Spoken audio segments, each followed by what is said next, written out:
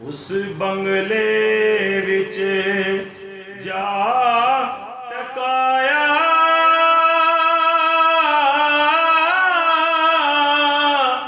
जिस विचों सने आए।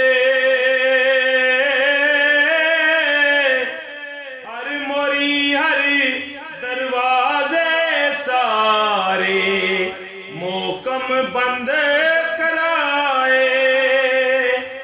आज़म इसमें मुबारक पढ़ के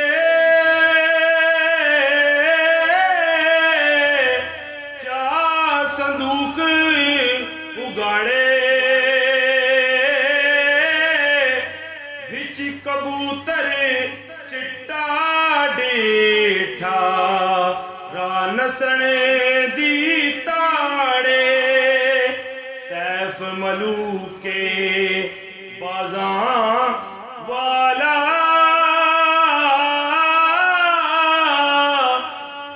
करके छट शताबी।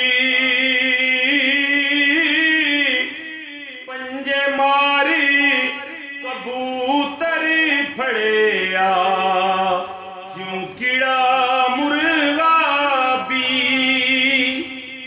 बंगले विचों बायर वगाया,